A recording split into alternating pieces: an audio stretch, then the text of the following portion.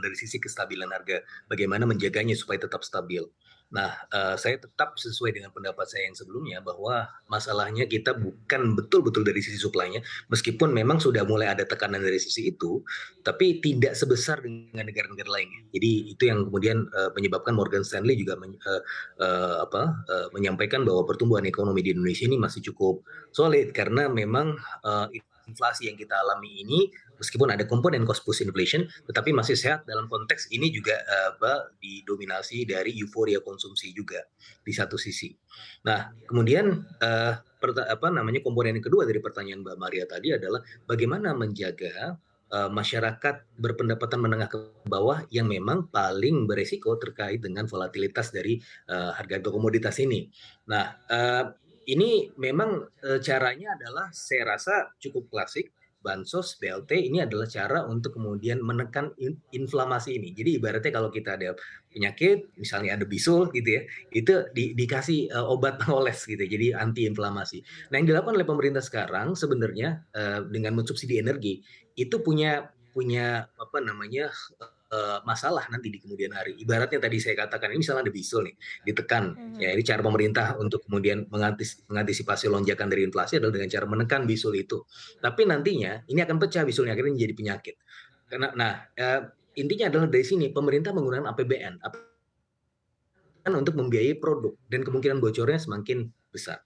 Nah, daripada kemudian si anggaran itu digunakan untuk fokus kepada produknya, lebih baik kepada fokus ke orangnya. Karena apa, Mbak Maria, data dari kalau kita punya basis data sosial, itu, salah satu yang paling komprehensif di lingkungan Asia. Mmm, Nah, mhm. ini sebenarnya kita bisa punya, data by name, by address. Itu jauh lebih signifikan karena apa? Yang paling terdampak oleh kenaikan harga-harga ini adalah kelompok masyarakat menengah ke bawah. Bagaimana kelompok masyarakat menengah ke atas? Kita bisa lihat juga data yang lain, Mbak Maria, bahwa dalam semasa pandemi dan sampai sekarang pun itu masih ada kenaikan ya angka tabungan di atas 5 miliar, sementara yang 100 juta turun. Artinya kita ada K-shaped growth. Yang kaya ini tidak punya masalah.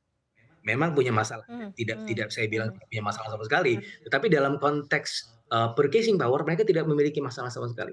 Yang punya masalah paling besar adalah kelompok 40% income paling bawah. Nah, yang 40% income paling bawah ini, jumlahnya kira-kira 120 juta Iya. orang. Yang tadinya, miskin terus keluar dari jeratan kemiskinan mencoba menjadi, kelompok menengah atau aspiring middle class, tapi dengan adanya gejolak ini mereka akan kembali rentan miskin lagi, begitu Mbak Maria. Oke, ini yang ditakutkan, banyak sekali juga statement yang keluar begitu ya, kalau seandainya tidak ditanggulangi berbahaya karena yang miskin bisa akan semakin miskin dengan adanya kondisi, seperti ini gitu ya Mas Fitra. Saya mau ke Pak Adi sedikit mungkin ya terkait mengenai yang terjadi terkait inflasi, kemudian juga, terkait mengenai pasokan juga. Nah, beberapa waktu terakhir ini kan juga ada, informasi terkait mengenai pasokan gandum yang sempat terganggu ya karena adanya kondisi perang, Rusia Ukraina agak mandek begitu ya dari, sisi Nah, distribusinya. Nah, ini seperti apa update-nya? Apakah ini kemudian cukup mengganggu, produksi, di dalam negeri? Jangan sampai nanti supply pun akan terganggu dengan adanya kelangkaan atau mungkin kesulitan seperti ini, Pak Adi. Ya, saya yakin kalau ketersediaan tahun ini masih aman ya, dan apalagi Ukraina Rusia kan sudah ada kesepakatan untuk memperlancar distribusi pangan dan pupuk ya. Ini ada kesepakatan meskipun mereka dalam kondisi perang, tapi mereka tetap mengizinkan untuk pangan tetap bergerak dan jalan, Mhm. ketersediaan itu. Tapi yang kita harus waspadai adalah ketersediaan untuk tahun depan. Kalau area perang ini di Rusia Ukraina ini tidak bisa menanam, tentunya tahun depan tidak ada panen seperti itu. Nah, ini yang harus diwaspadai dan kita harus mencari alternatif-alternatif. Kebetulan kalau untuk gandum khusus pertanyaan Mbak Maria, kita masih aman apalagi di daerah selatan, Australia, kemudian Argentina dan lain sebagainya itu masih cukup ketersediaan, di Amerika, Kanada juga masih ada. Jadi meskipun Rusia Ukraina ini menyumbang kira-kira 30% dari pasokan gandum dunia. Ujung-ujungnya adalah kalau kita tidak hati-hati sumber karbohidrat ini akan berkurang dalam jumlah yang cukup signifikan.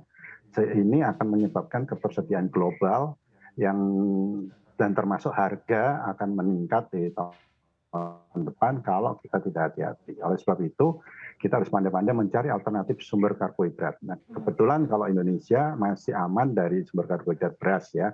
Tapi kita tidak bisa mengganti produk-produk berbasis terigu dengan beras seperti itu Ya, ya.